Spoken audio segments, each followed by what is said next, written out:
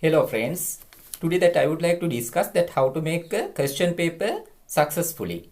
There are that several factors that we have to follow that when we make a question paper to any grade. There are two types of questions that you can include to a paper. Then first one is the objective type of question. It is very common that I can give you these examples, especially the multiple choice questions. The multiple choice questions are much easy and the students also highly like to answer for those questions. Then the true false questions, that's also within a slight impression that they are able to make responses in true false questions. Then other one is the matching questions also with the primary stage that all the students that they have improved the certain type of questions matching. And other one, the third one is the completion. The completion, they also can complete the different task.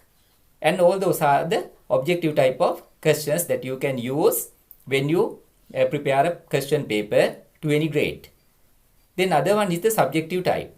The subjective type is totally different than the objective one because it is meant as essay type questions.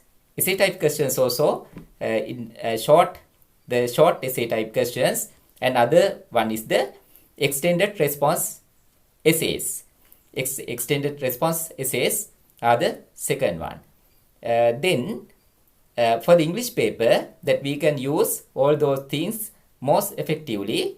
Then when we speak of the essay type questions, the paper maker, otherwise the teacher, should have a very good understanding about the syllabus, the content of the syllabus.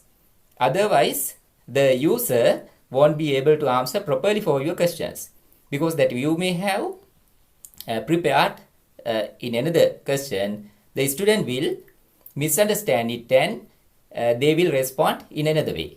The commonly we can see such sort of mismatches when we refer certain question papers. Therefore, they should have a sound understanding when they prepare a certain subjective question. Then those are the things that we have to identify when we set certain questions to a paper. Then other thing is, if you want to identify the certain competency levels, I think that you must not refer to such sort of long tables and spend many hours going through those things intermittently. Then take that some past papers. In some past papers, at least 5 years to any grade. And afterwards that you try to identify their level of competencies. The previously, all those paper makers that they have used the different skill levels, the different competencies that they have used. Therefore, that you also get them and just refer what sort of level of competencies that they have used to prepare papers.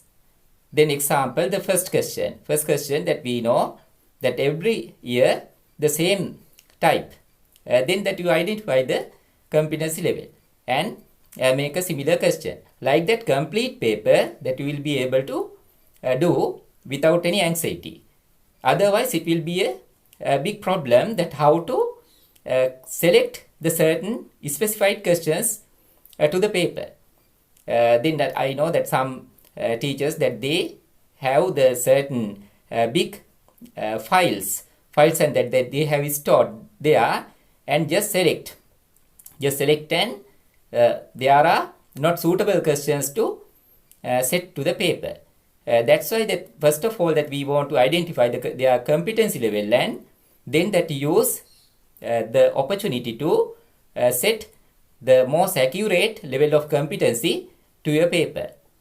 Those are these qualities also expect throughout your paper. This after finishing making this task, that you should have the proofreading. The proofreading must be done at least three or two should be done. 2 teachers or 3 teachers should participate for proofreading, because even an experts also may have done any mistakes, especially the spellings, grammar, and sometimes the content of the question, and there will be several matters around you. Therefore, that you better get the assistance of any other colleagues to do the proofreading. Then the second one, special consideration must be there. Special consideration of the user of the paper. Then frequently that we think that we know the certain grammar rules and all those things, we should include everything to the same paper. But I think it will be a matter to lose the confidence of the paper among the students. Therefore, that you should have the consideration of the user. The user means the students, about the students that you know very well, and commonly then your paper should have a certain straightforward to the requirements of the students. Otherwise, it will be partly unsuccessful, I think. Then the little humor. The little humor means in the first question, the students must be able to identify it will be a certain successful paper that I can answer very well. I can answer very well, or in a certain level that I am able to answer. The student should have a motivation to go through the paper. Then if the first question is a certain difficult one or the most difficult one, then the student will discourage to continue answering. Therefore, it is essential there should be a humor, means the student must have a certain motivation to go ahead. All those papers all those things that you are able to see, referring to the GCE A-level papers, GCE O-level papers, and the final papers, and all those are the fine evidences to prove what I mentioned here. Then other one is the content or the quality of the paper. The quality must be alike with the syllabus.